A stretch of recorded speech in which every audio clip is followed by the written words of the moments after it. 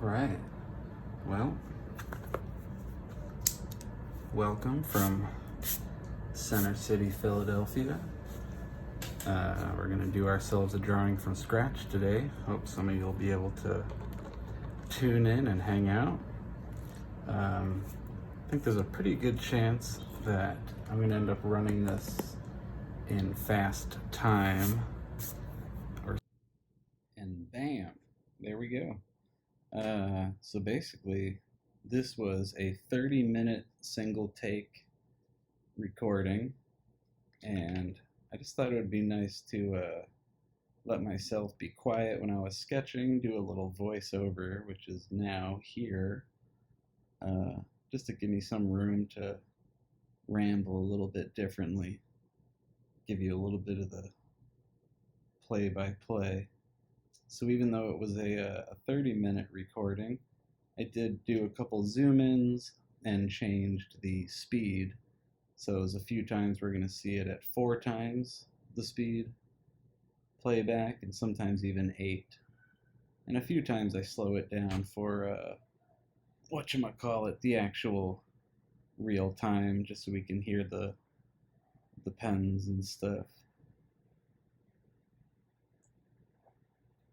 Walked into this one not knowing too much, other than I was going to either do like Sonic the Hedgehog's head or Mickey Mouse's head, and then see ways I could possibly get a bit surreal and mix it up, get some different shapes and ideas happening.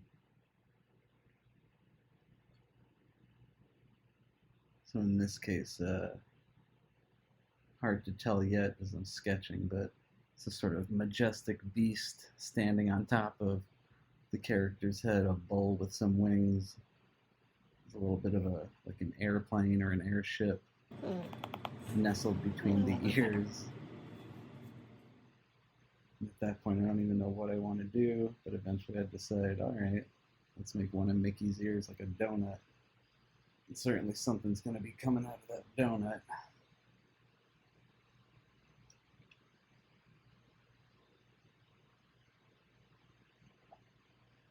Kind of became like a matching motif to have the sketching hands protruding from either side of the illustration. Seemed like a pretty simple concept, maybe even a bit of homage. You know, people like MC Escher and others have played with that exact same kind of idea. One of these days, we'll probably try and knock out a drawing where I don't use pencil at all and just kind of jump in. Probably a chance I could have on this one, but I also wanted this to be pretty dense. I wanted it to be an opportunity to kind of flex a few different things, as we'll see, because tried to even just let that pencil sketch be a jump-off point. I don't even know what that block of cheese is supposed to be, but just felt like segmenting that larger nose area. And kind of a classic to always put human teeth on Mickey just to get it a little bit weird right out the gate.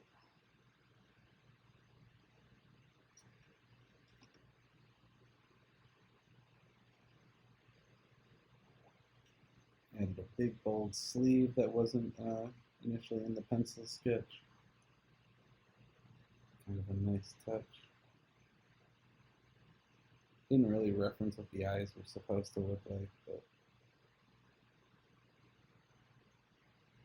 kind of like that weird broken peanut shape. Sort of a classic.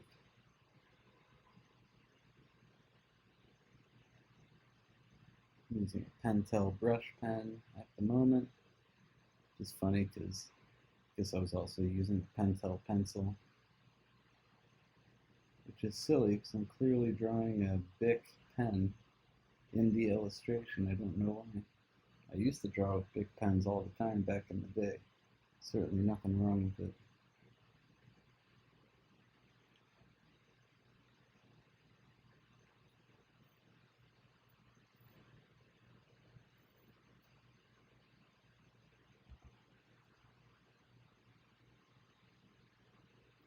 Oh yeah, there's our little majestic beast out on the pastures of the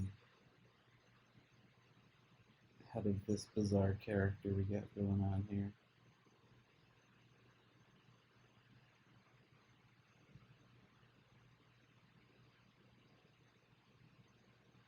Couple clouds. So you know that rocket ship is way up, and a couple blaster units. Admittedly, the inking is where all the fun starts to come out, right? Make sure to get a lot of that icing going on. Truth be told, part of that icing is essentially an error where the arm comes out.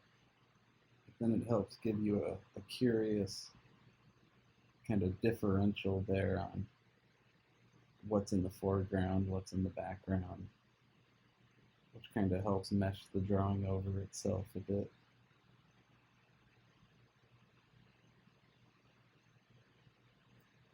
I'm not particularly good at drawing animals, so it's about as good as it's going to get with our majestic beast out there. Now kind of jumping into this sort of secondary Jekyll and Hyde, part of the Mickey character here. Couldn't leave the text box just plain there, had to sneak in a skull. Initially I thought I was going to have skulls coming out of Mickey's eyeballs, but sort of lost that opportunity when I started inking.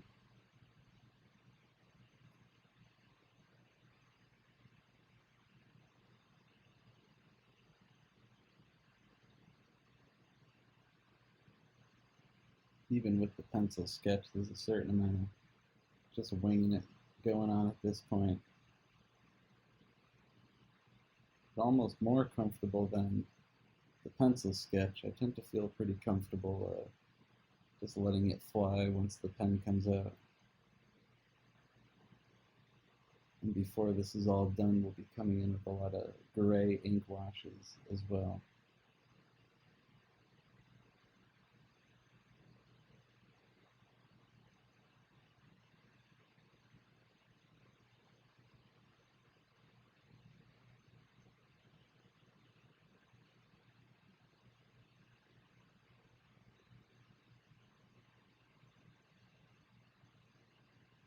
I wonder how loud me drinking the soda is going to be on this voiceover. I hope it's not a problem. Oh yeah, then I need to make the fun decision, right? Of like, what are those hands drawing?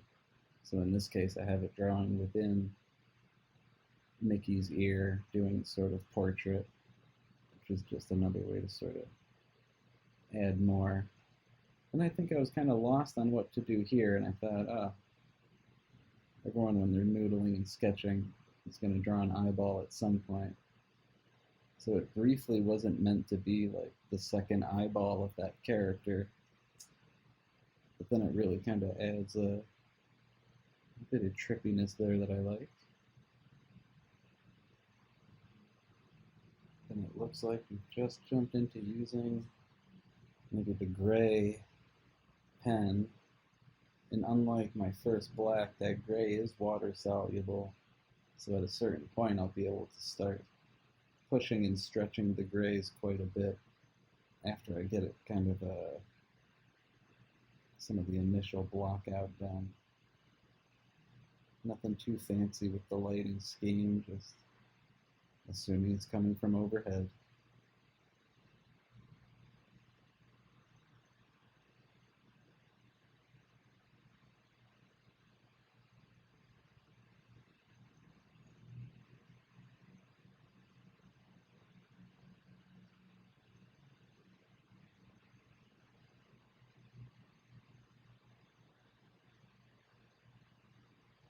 Drawing on a 9x12 moleskin paper, if anyone was curious about that sort of thing.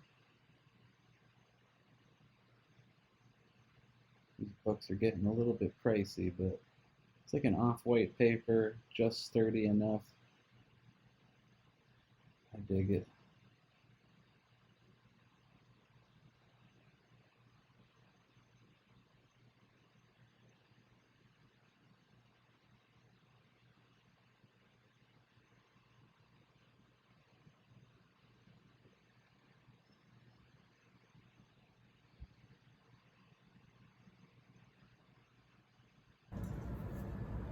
cat sleeping with me here doing the voiceover just in time for him to make his appearance in the video.